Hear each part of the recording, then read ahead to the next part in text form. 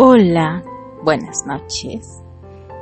Les saluda Elvi Ochoa, la golosa incorregible, y les doy la bienvenida a uno de nuestros relatos apasionados, Cartas para Julieta por Leia Neich, traducido por Annette White, capítulo 8. De pie, frente a la ventana de su habitación, con los brazos cruzados en la espalda, el conde Contarini miraba con aire distraído los colores pastel que se desvanecían en el cielo. No había dormido en toda la noche y, cansado de dar vueltas en la cama, al final se puso de pie, tratando de distraerse mientras el resto de los habitantes de la casa se despertaban. Varias veces había tenido la intención de ir a la habitación de Terry para golpearlo y amonestarlo fuertemente, ya que lo había visto la noche anterior. Lo había alterado mucho, pero cada vez que se había decidido hacerlo, se había detenido, entendiendo que el joven requería más de su apoyo que de sus reproches. Era demasiado pronto para discutir el incidente con él, para tratar de darle un sentido a la escena aterradora que regresaba incansablemente a su mente, acompañada de un estremecimiento al pensar que si hubiera llegado un segundo más tarde, no hubiera sido capaz de ayudarlo. ¿Qué locura le había pasado por la cabeza?, se preguntó suspirando tristemente. Sospechaba que tenía que ver con la joven de la que Terry había hablado con voz exaltada cada vez que la evocaba, pero nunca se imaginó que esto lo llevaría a realizar una acción irreversible. Sin embargo, había comenzado a preocuparse cuando por la tarde su mayordomo y brazo derecho, Roberto, y a quien había encargado la búsqueda de Candy, había regresado informándole sobre algunas dificultades inesperadas. La señorita Andrew no podía ser encontrada en ninguna parte, pero que había un vago rumor acerca de su presencia en la ciudad, el que crecía gradualmente.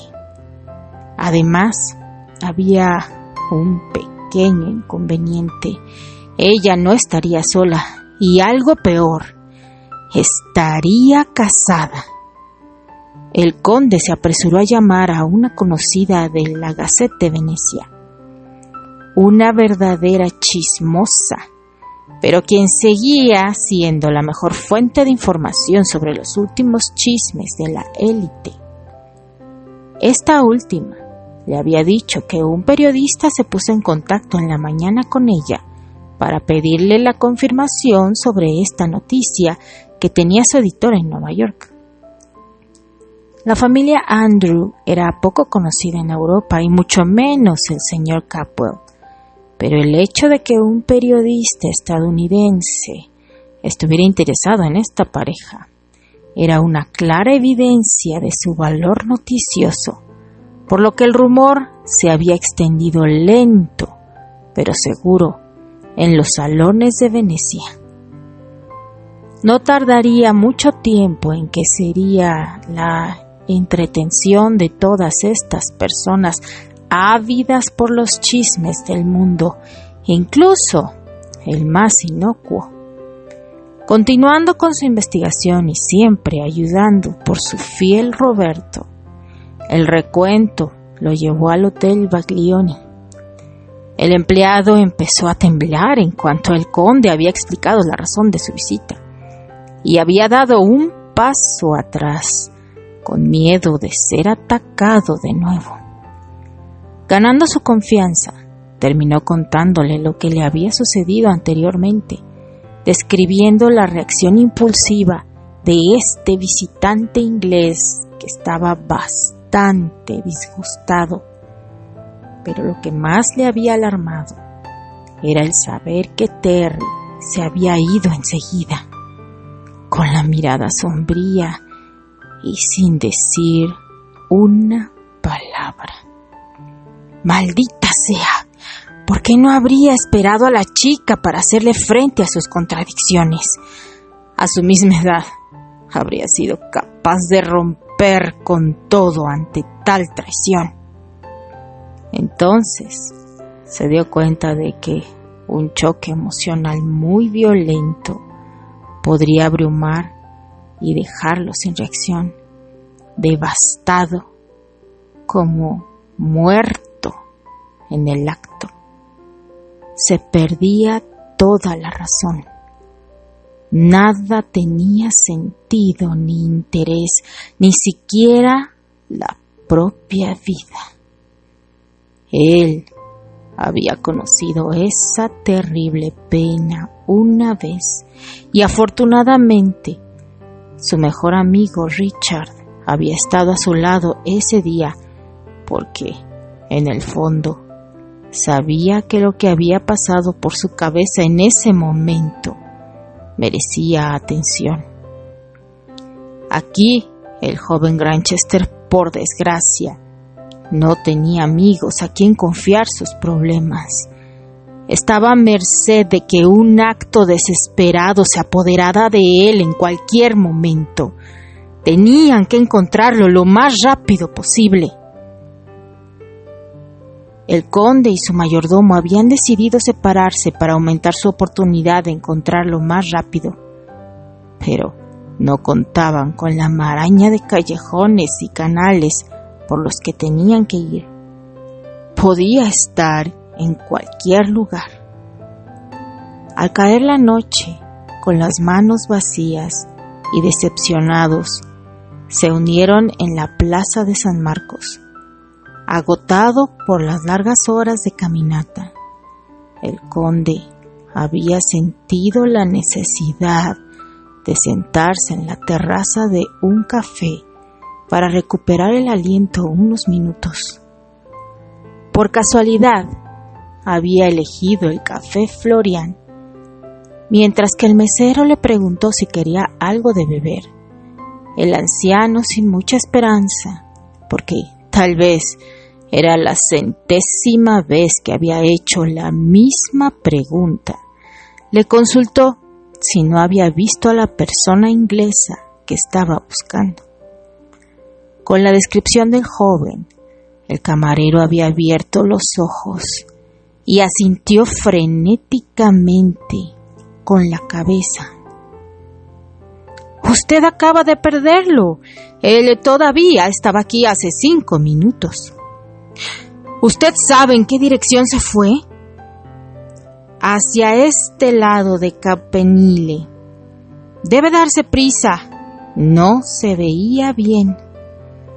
El conde se había levantado de un salto y corrió a la alta torre de ladrillos tan rápido como sus pobres piernas se lo permitieron. Alcanzándolo en ese lugar, Roberto, más joven y en mejor forma, había planeado subir los escalones hasta la cima. Si Terry estaba allí, no podría evitarlo. El corazón le latía fuertemente al conde mientras esperaba al pie de la torre, con la opresión por la inquietud de ver de repente el cuerpo de su protegido cayendo al suelo. Con esta idea sombría en su cabeza, comenzó a mirar a su alrededor, tratando de ver un rostro familiar en la creciente oscuridad. Pero la de Terry no estaba por ninguna parte. La temperatura había descendido al llegar la noche, y una corriente de frío llegaba desde el canal a lo largo del palacio ducal. Para entrar en calor, empezó a mover sus piernas con las manos en los bolsillos de su abrigo. Luego, su mirada se detuvo en la calle oscura, que detrás de él se hundía hacia el canal. Había sentido esa extraña sensación de que algo trágico estaba a punto de desarrollarse allí. Había llegado tratando de discernir entre las siluetas negras de las góndolas una forma humana que iba a reconocer. La maldita corriente de aire frío era más agresiva en esa área, y se hubiera refugiado si no hubiera estado intrigado por una sombra que se movía lentamente hacia el canal. Dio unos pasos hacia ella y reconoció a su joven protegido, cuyo cuerpo se inclinaba hacia adelante, estando en peligro de caer en la oscura corriente. En ese momento se dio cuenta de lo que iba a hacer y sacó toda su fuerza y de manera tensa y con un grito de rabia lo agarró fuertemente con su abrazo, mientras él se balanceaba. Había ocurrido todo tan rápido. En la acción, el conde había cerrado los ojos y los había mantenido apretados con fuerza, a la espera de escuchar con temor el sonido de un cuerpo cayendo en el agua. Pero no lo había escuchado, sino la voz atormentada de Terry. Cuando abrió los ojos, el anciano había visto sus dedos retorcidos por la edad, agarrados al cuello de la chaqueta de su protegido. Por fin había dejado de temblar. Al ver los ojos húmedos de Terry brillando con gran sorpresa, y cuando se arrojó a sus brazos llorando como un niño, el viejo aristócrata había sentido el veneno de la impotencia invadiendo su corazón, maldiciendo la suerte que perseguía a los hombres de la familia Granchester. Pero ahora que la noche había terminado, después de este triste acontecimiento, muchas palabras lo asaltaron. ¿Quién era este Capwell, el acaudalado hombre de negocios americano que nadie conocía? ¿Por qué la familia Andrew había alentado a Terry a venir a Venecia al tiempo que le ocultaba la verdad? ¿Por qué no había oído hablar de este matrimonio antes? Todo esto le parecía al conde muy confuso, y esto le exigía tener respuestas. No podía confiar en los rumores difundidos por un periódico especializado en escándalos. Tenía que cavar lo más profundo posible y encontrar la fuente. Encontrar al periodista y, sobre todo, ponerse en contacto con la familia Andrew. Si esta señorita realmente estaba casada, su familia era la más adecuada para confirmarlo. También era importante tranquilizar a su huésped, quien tenía tan poca confianza en sí mismo que era capaz de creer cualquier disparate. Quería que la duda se instalara en él. Prosper Mérimée, un gran escritor francés del siglo XIX, tenía el lema: recuerde en no confiar. Lema que le había prestado el poeta y filósofo griego Epicarmo y que había grabado dentro de un anillo. En este caso, tenía sentido. Él estaba sano intelectual y moralmente y acostumbrado a decir no, a dudar de todo y no cegarse por lo que le parecía ser obvio. El diablo vertía sobre todo una gota de ajenjo, y ese diablo se había apoderado del chico castaño inglés y con su perfume de pimienta había logrado intoxicar su juicio para hacerle creer algo basado en su debilidad, la íntima convicción de que no merecía ser amado, y mucho menos por una persona tan maravillosa como esa Candy. Decidió actuar con rapidez. El conde se dijo que era hora de despertar y sacudir al joven idiota que estaba durmiendo en la habitación al otro extremo del pasillo. Había llegado el momento de alejar esos pensamientos oscuros y darle esperanza, porque por más pequeña que fuera, siempre había una, y se lo demostraría.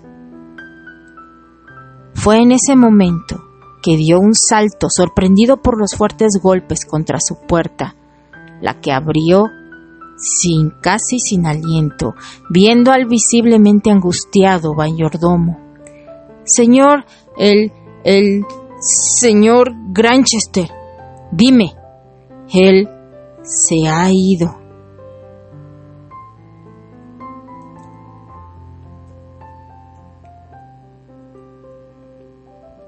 Sentado en un banco de la estación de Santa Lucía, Terry no dejaba de mover sus piernas con impaciencia.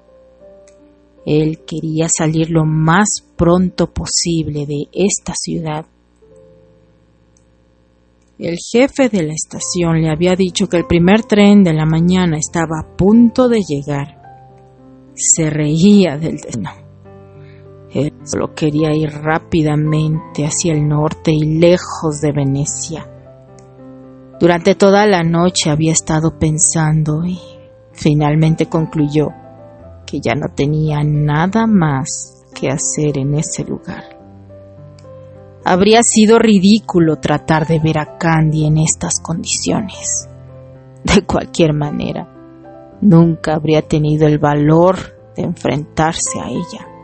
¿Con qué derecho podría pretender ir a avergonzarla con su presencia?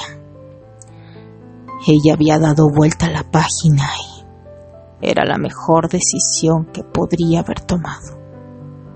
Nunca podría hacerla feliz, y ella había entendido eso desde hacía tiempo. No estaba hecho para ser feliz. Era un estado de ánimo que siempre había evitado desde que era pequeño, como si fuera una amenaza. En cuanto a los raros momentos de alegría que había tenido, solo Candy le había permitido hacerlos realidad. A cambio, él le había traído lágrimas y lamentos. ¿Cómo podía haber creído que la podía reconquistar cuando ya todo estaba perdido de antemano? ¿Cómo había sido capaz de engañarse a sí mismo de ese modo? En el fondo, siempre había sabido que era una locura, y esa locura le había explotado en la cara el día anterior y había tenido el efecto de anular cualquier emoción en él. Se sentía anestesiado, alejado de todo sentimiento. Nada le importaba ahora y ya sabía cómo iba a manejar su vida desde ese momento. No amaría a nadie para no tener que sufrir más. Volvió a pensar en el conde Contarini, quien había sido tan amable con él. Un ser extraño que hábilmente manejaba el cinismo y la burla y que mantenía un ojo muy crítico sobre la sociedad, de la cual él se había alejado voluntariamente. Pero además de eso, le había mostrado una sensibilidad y generosidad de alma que nunca sospechó podría tener. La emoción que había visto en sus ojos al borde del canal y el gesto paternal inesperado que le había brindado aún se agitaba en su interior. Es por eso que decidió irse al amanecer de ese día. Estaba demasiado avergonzado por lo que había hecho y no quería justificarse. ¿Cómo podría encontrar las palabras para describir lo que era indescriptible? Por lo tanto, le había dejado sobre la mesita de noche una breve carta en la que le agradecía todo lo que había hecho por él. También le explicaba que ya no podía quedarse en Venecia. Sentía la necesidad imperiosa de irse lo más rápido y lejos posible de todo lo que recordaba y que quería olvidar. Una vez más, tuvo que admitir que huía. Huyó cuando se fue del San Pablo y huyó de Candy en Nueva York. Su vida había sido una sucesión de huidas. Se odiaba por su falta de valor y no estaba orgulloso de lo que resumía así. Era un cobarde, un débil, un pusilánime, con una debilidad de carácter que él podría enumerar en una lista de forma indefinida. ¿Cómo podía luchar por el amor de su vida si se odiaba tanto? Él sabía que no tenía ningún remedio. Hundió su bello rostro entre las palmas de sus manos con un suspiro de consternación. Con los codos apoyados en las rodillas, la cabeza entre las piernas dobladas, sus delgados dedos hundidos en las sienes, se quedó mirando el piso cubierto por pequeñas piedras, pero no tenía respuesta para aliviar sus preguntas.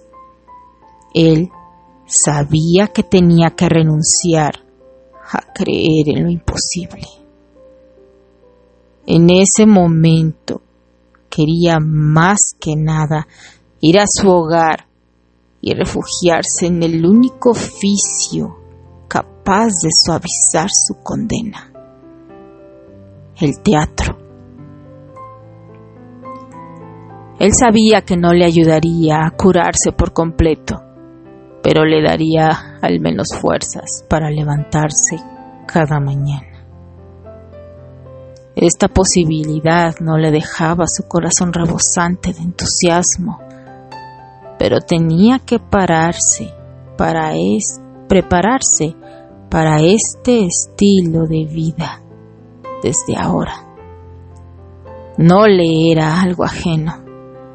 También conocía el sentimiento de melancolía y angustia moral que le había acompañado todos estos años sin ella y que había desaparecido tan pronto ella había vuelto a aparecer. Pero ahora sus esperanzas se habían arruinado. Se encontró de nuevo con esta dolorosa rutina que lo sumergía en una profunda tristeza, en una desaceleración del alma y de sus gestos que le obstruía todos sus pensamientos y que lo hacía actuar como un autómata. Estaba sentado con ese estado de ánimo cuando escuchó el estridente sonido del tren entrando en la estación. Se levantó y se dirigió al andén. La gran nube de vapor que arrojó la locomotora al frenar envolvió la estación y le dio el aspecto de la orilla del río Támesis bajo la niebla de la mañana. Se deslizó entre los pasajeros del tren y se metió en uno de los vagones, sentándose en uno de los asientos de la parte posterior. Las personas seguían subiendo y moviéndose. Con la cabeza contra la ventana miró hacia el exterior con un gran peso en el corazón, esperando el silbido inicial.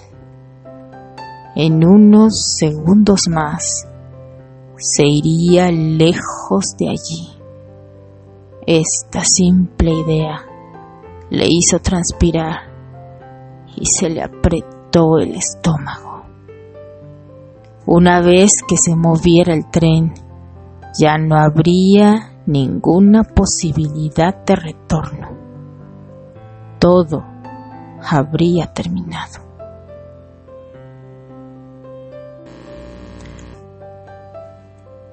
Fue en ese momento que escuchó fuertes voces al otro lado del vagón que llamaron la atención del actor.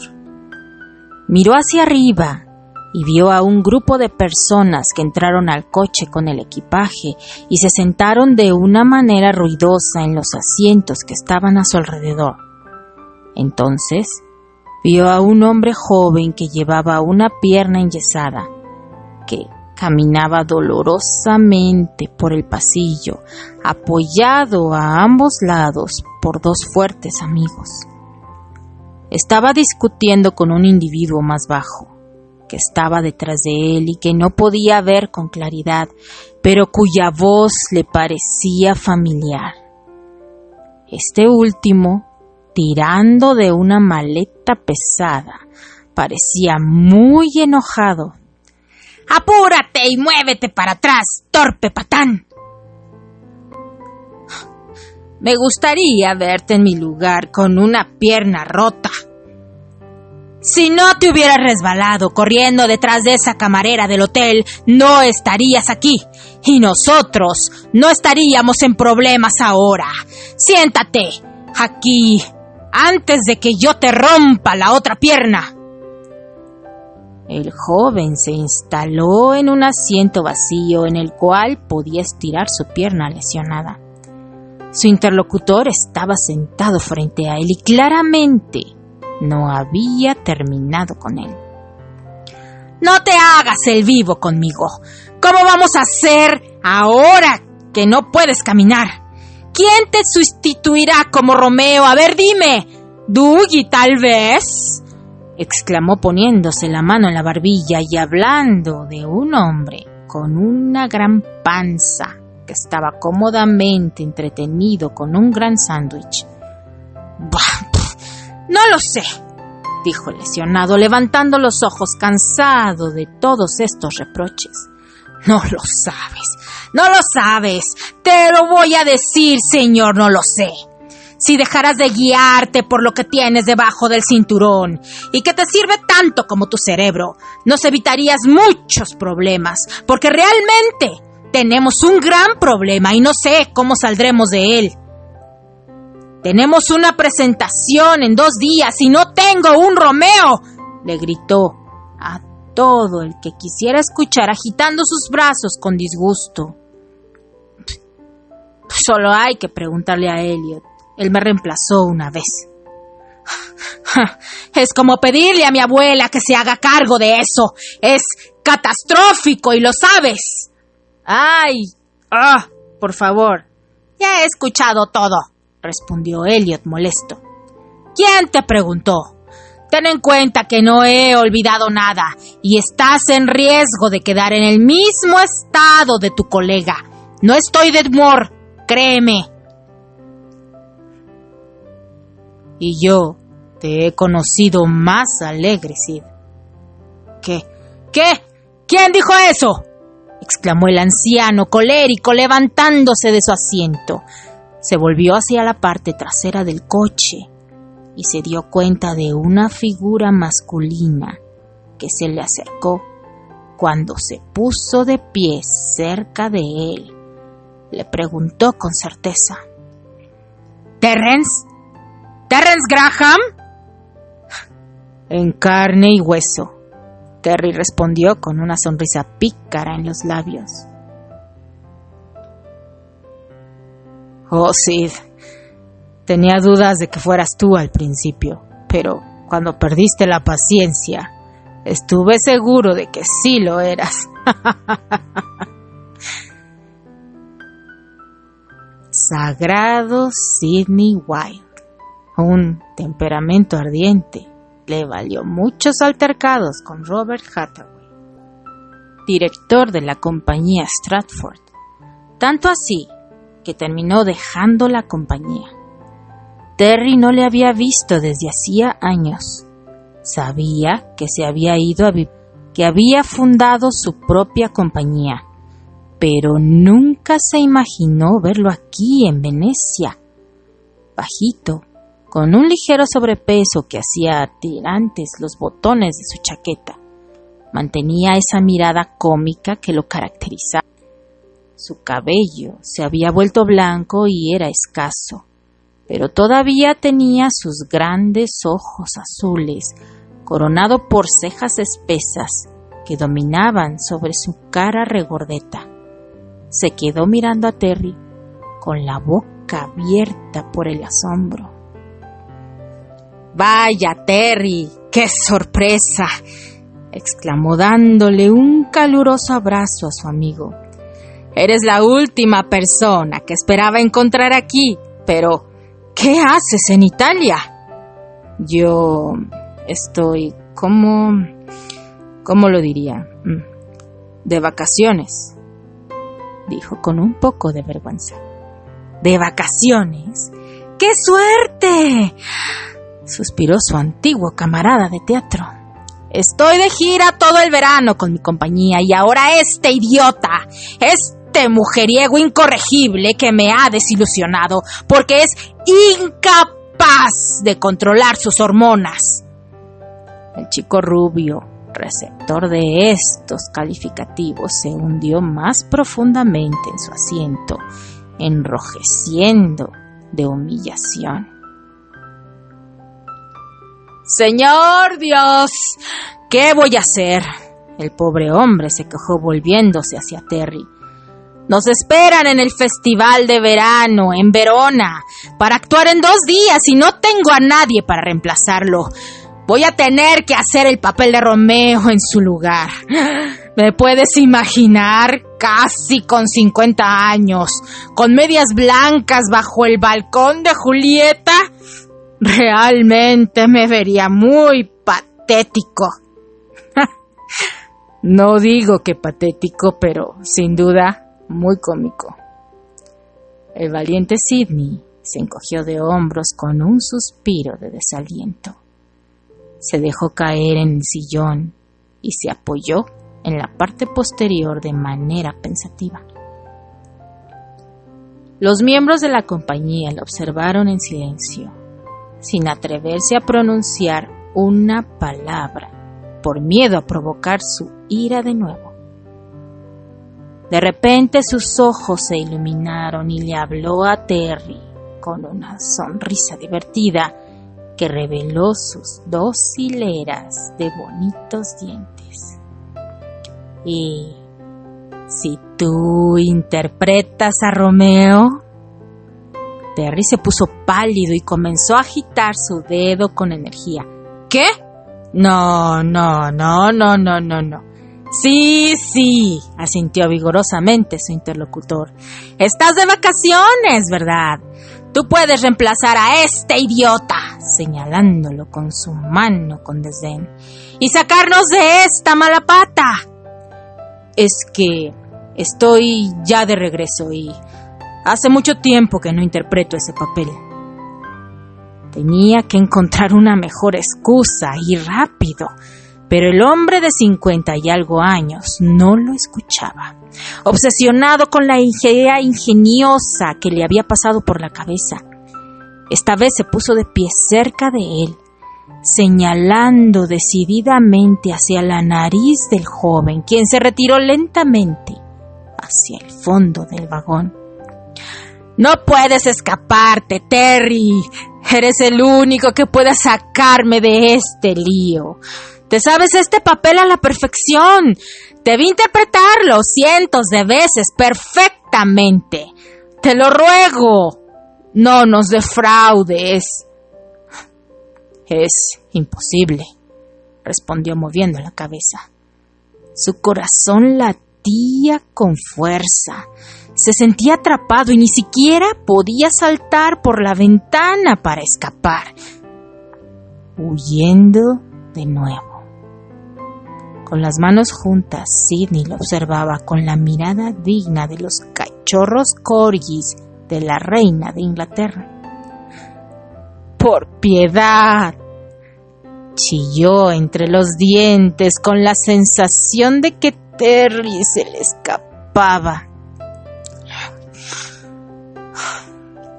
«Está bien», murmuró este último, finalmente derrotado. El buen hombre saltó sin darle crédito a sus oídos y dando un paso hacia atrás. «¿De acuerdo? ¿Dijiste está bien?» «Sí», dijo Terry con un suspiro de exasperación, «pero con una condición. Todo lo que quieras.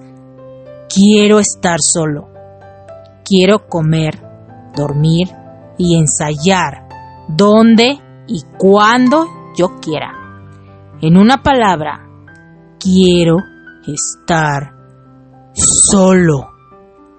«No hay problema. Desde el momento en que estés presente cada noche en la presentación, no tengo ningún problema. Sigues siendo el hombre salvaje que conozco. Y aún mejor con los años». «Bueno», se rió frente a su viejo camarada, dándole una mano cómplice. «Bienvenido a la compañía de Sidney Wilde, mi amigo. Y sobre todo, gracias».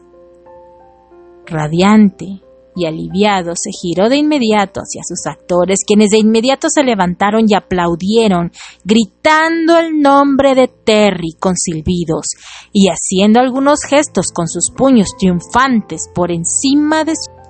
Sidney también aplaudió con los ojos empañados de lágrimas, como testimonio de la gratitud que sentía hacia él. Las dudas de Terry se desvanecieron y sintió su corazón arder. Pero esta vez, no huía. Por un momento dejó de sentir lástima de sí mismo y, accediendo a ayudar a un amigo, aunque le costara, extrañamente, el peso que le oprimía había desaparecido y él también sonrió. El retorno demoraría más de lo programado, pero lo más importante era alejarse de Venecia y sus decepciones. Como si estuviera agradeciendo su gesto, el tren emitió varios silbidos que se perdieron en los viñedos que cruzaban. Brillantes por el rocío matutino, las hojas de las vides brillaban como miles de diamantes bajo los rayos del sol matutino. Venecia se había ido. Aún sentía el peso en su corazón, pero esta vez más liviano. La respiración de Terry era menos mecánica y más serena, y lo apreciaba.